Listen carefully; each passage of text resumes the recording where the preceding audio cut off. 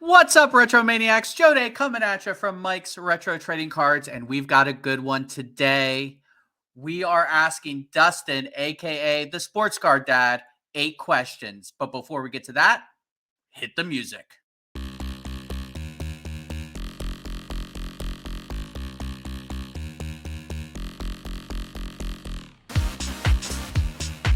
All right, Retro Maniacs, I am joined here with Dustin, affectionately known as the Sports Card Dad. Dustin, how are you doing today? Good, Joe. How you doing? Thanks for having me. Oh, thanks for taking the time. We really appreciate it. Just to let our new viewers know, 8 questions. This is where we talk to some of our favorite people in the hobby, Dustin obviously being one of them. And we ask them 8 questions to get to know them just a little bit better. So, Dustin, are you ready to answer 8 questions? As ready as I'll ever be, I think. I don't know. Now I'm nervous. All right, I'm actually going to throw out a bonus question, and I can already feel Mike's eyes rolling back right now from the control room. But my bonus question, we are about 5 days or so past Tom Brady's official retirement. Who knows? By the time we post this, he might actually be on an NFL team. Who knows? But my question to you is, my bonus question, what is your favorite Tom Brady rookie card? Oh, that's actually kind of easy. I've got a few of them. It's the blue bordered upper deck rookie. I know it's kind of off the radar for some folks, but that one, and I know it's not kind of like full uniform. He's kind of in warm-ups and stuff. Some people will push back, but it's that one tied with the metal, I would say, the metal rookie. We've talked about the metal one before. I absolutely love that card. It's very, very underappreciated. So good. Both great answers. Appreciate that. Now we can get to the official reason we're here, the real 8 questions, right? Okay, question number 1, Dustin. What is the first card you remember collecting?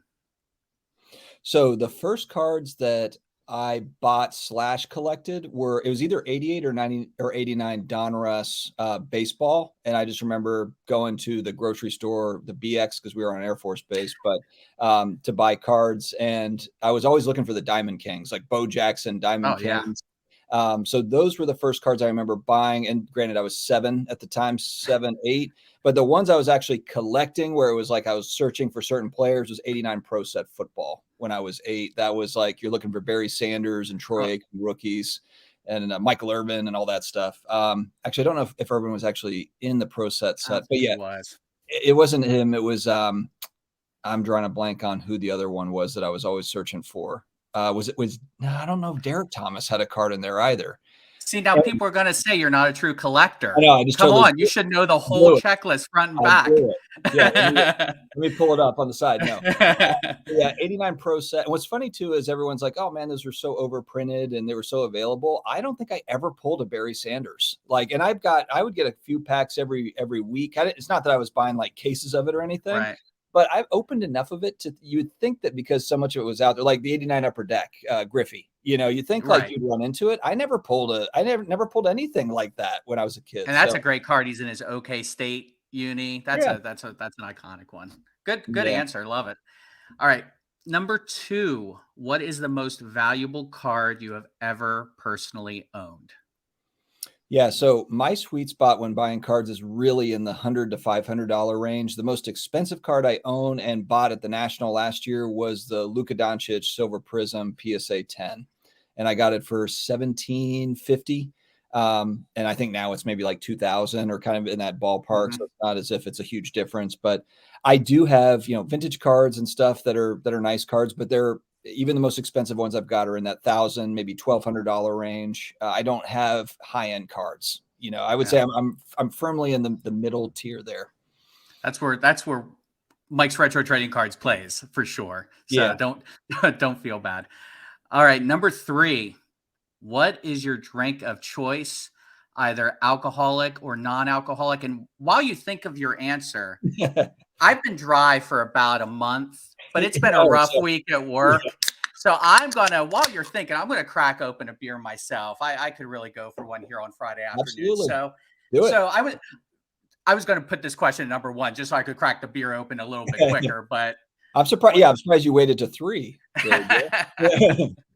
So non-alcoholic drink would be Coke Zero. I probably drank too much of that stuff. And then for alcoholic, I'm kind of lame to where it's Mick Ultra, Coors Light would probably be I just like light beers. I don't know what it is about like IPAs. It's not that I don't like them. It's just that I get like full off of one. Whereas like with a light beer, I can have 3 or 4 of them and I'm all good. I can like keep on I can keep my day going. What was the other thing? Oh, and then cab, like red cab, I would say for Oh, yeah. wine. Yeah, I'm not a huge wine drinker, but I enjoy wine too with dinner and stuff like that. Well, next time we're at the National, we'll buy you some Mick Ultras for your trouble. Awesome. All right, question number 4. If you could rip any box of cards, what would it be? So I think right now too, because I'm on the hunt for a Bart Starr rookie card, if there was a case of 57 Topps football that I could open, that would be a Wow, dream. For Johnny Unitas and Bart Starr rookies, I think that would that'd be be cool. a ton of fun. But if I'm just talking like, and again, if money is no issue with any of this, I think it would just be fun too to open either exquisite or flawless football cards, like any set or year, just because I like all the Hall of Fame type stuff. So it wouldn't matter if I got like, just random, stuff. Whereas a lot of people are searching for the Tom Brady or whatever. I would Right. be totally fine getting, Joe Theismann or whatever. I think that all that's Warren Moon. cool. Warren Moon. Exactly. Exactly. Good answer. All right, question number 5. Tell us something about yourself that most people may not know. Most people probably wouldn't know. I wasn't born in the US. I was born in Germany. My dad was an officer in the Air Force. So I was born in Germany. Then we moved to England. And then I moved to the US to Florida when I was 7. So I actually Oh, wow. showed up to Panama City, Florida with a little British accent. My mom is British. My mom's British too. So I lost my accent very quickly after I got, I was like, Yeah. after they're like, they're going to kill this little alien kid. What is that? Why is he talking like that? Little weirdo. So yeah, I Yeah. lost my accent really fast. But yeah, that's something that maybe most people wouldn't know. And something I found out about you recently, your sister is a coach for a professional women's soccer Yeah. team. That's Yeah. kind of And crazy too. yeah, Very and cool. that actually kind of flies under the radar. But Patrick Mahomes, actually, I think his mom said, not Patrick Mahomes. They just invested in the Kansas City team that they ended up there was a player on the NC Courage that they basically recruited over to go play for them, and it was like a historic contract for a female soccer player for pro soccer players. So Very I'm cool. all about it. I love watching that. Those games are awesome. My partner loves soccer, so I'm stuck every so often watching, especially during the World Yeah. Cup. So, all right, question number 6. What was your first car? First car was a 1987 Oldsmobile Delta 88. It's kind of like one of those like 80s like Buicks, like Mhm. Buick Regal or something. It's got the bench seat. I kind of miss the bench seat, to be Oh, honest. yeah.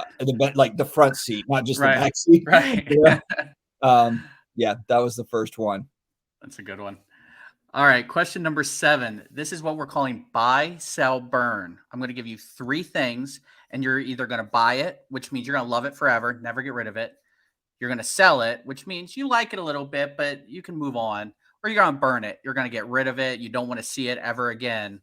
The 3 things I'm going to give you for buy, sell, burn are slabs, top loaders, and binder pages. Oh man, this is kind of a struggle because I feel like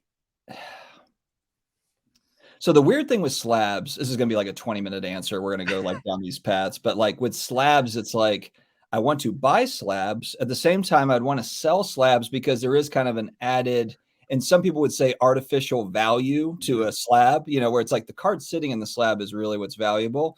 So I'm just gonna say sell slabs. I'm gonna say burn top loaders, and I'm gonna say buy binder pages. And part of the reason Yes. why I said that is because I'm not a set builder. I mentioned this in a video a couple of days ago, but I like to buy complete sets in binders that I can just easily flip through, and from my childhood. So I've got like 1990 Marvel Universe, I've got 89 Score football, and and people are like, oh my gosh, the acidic pages are going to burn the cards away or whatever. And maybe that's true, but that's not why I've got it. I've literally just got it so that I can like flip through it, and it's like Right. a time machine. It's like a time capsule. Oh, yeah, it's like having a little piece of art right there you can flip through every time. Yeah, Exactly. very cool. All right, our last question. Question number 8. Other than recommending buying any particular card, what is one piece of advice you would give to yourself when you first started collecting? I would say probably to take your time. I think once you really start getting deep into it, you start researching more and more, you realize that there are infinite options as far as different sets, different sports. Probably depends on kind of how you collect. If you're a specific player collector, it might be different. But for me, I collect a variety of different sports and characters, not, culture cards and all Mhm. this stuff. So for me, it would be take your time. You don't need to rush into it. And then also the cards are always going to be there. So at times, it's like, I got to get this, and really it's like, I'm not buying one of ones, it's like Right. the stuff's probably going to be there. It's not like it's going to, or, pricing is not going to go ballistic to where, it's not affordable. So take your time, enjoy the process, and then just remember, like, it'll be there again, like you don't Like have to get something today. like the folks going crazy on Brady rookie cards over the last few days, I'm sure need to Yeah. realize they'll be there soon. They'll be there in a year or two. Yep. It's not that big a deal. So that's our 8 questions. Dustin, I want to thank you so much for doing this, not just for doing this, but for being a big supporter of our channel from pretty much the jump. The whole team over at Mike's Retro Trading Cards are really appreciative of all the support you've given us. If there is a random person out there who is subscribed to our channel and watching this, but not subscribed to yours, where can the folks find you? Oh, yeah, I'm the Sports Card Dad on YouTube, on IG. What is the handle? It's at Sports Card Dad. It's all together, and then I'm on Twitter too, the Sports Card Dad. If you like the Twitter, some people don't like it, and I get it. All right. This was fun. I have one last thing to say to you, Dustin. Stay healthy, stay awesome, and we'll see you on the next one. Thanks a All right. lot. Thanks, man.